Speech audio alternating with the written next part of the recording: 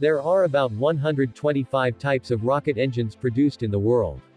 But, it's all crushed by the production speed of what SpaceX do with their Raptor engine, and how SpaceX made crazy manufacturing of Raptor engine, and smashing the whole rocket industry. Let's find out.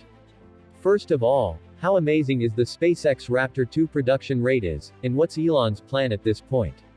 Numerous Raptor 2 engines are now being put through their paces, at SpaceX Test Center in McGregor, involving static fire testing at the 5 test bays, ahead of the evolved engine being shipped to Star Base, to be involved in future launches.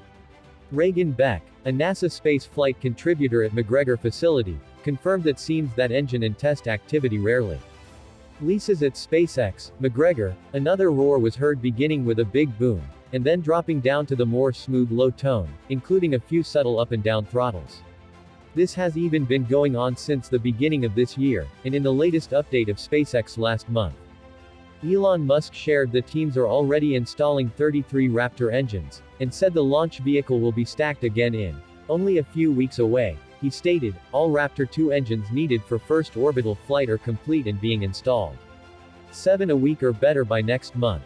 Or crazy number for rocket entrants. By the way, notably to prepare for the first orbital flight with Raptor 2 engine, Elon Musk recently announced, we'll have completed 39 flight-worthy engines for first orbital launch.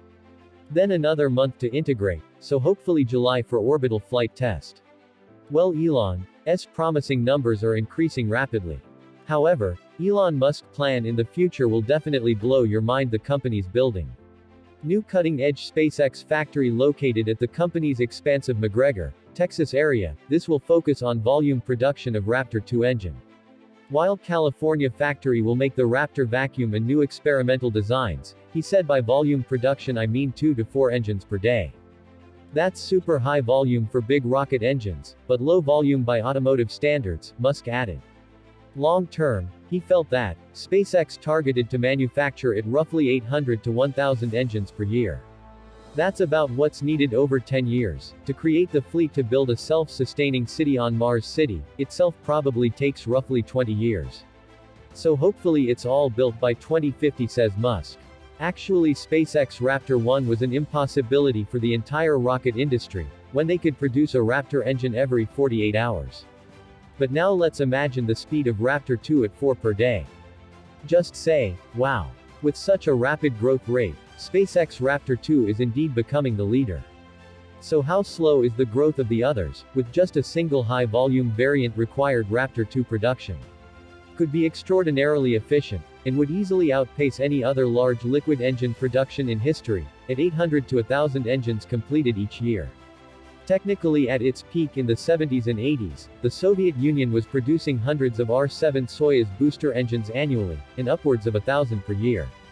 If one counts the several different kinds of engines on each R-7 Soyuz booster.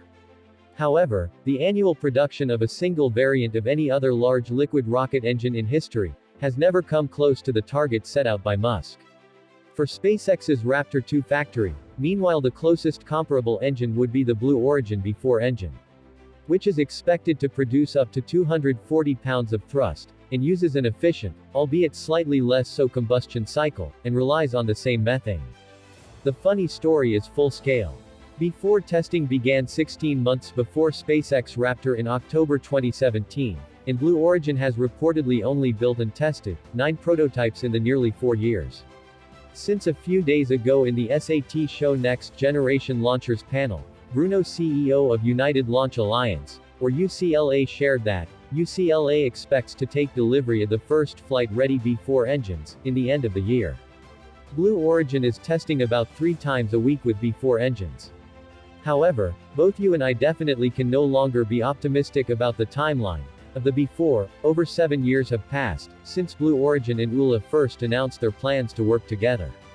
On this space flight in September of 2014, Bezos, the second richest person in the world, had invested heavily in the B4 engine development, needing it to power his own large rocket, which became known as New Glenn.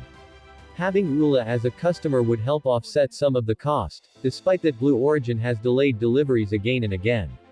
In short, Blue Origin's engine is completely incomparable to the SpaceX Raptor 2. SpaceX Raptor 2 engine is just in another league.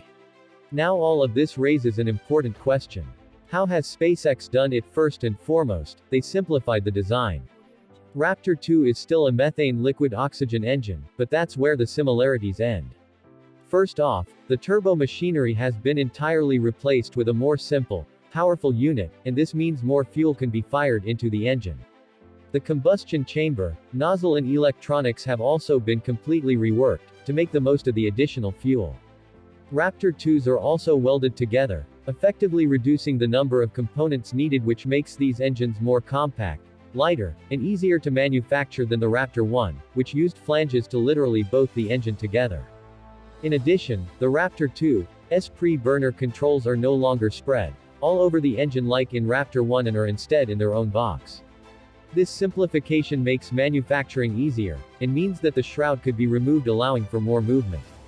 It doesn't just stop there.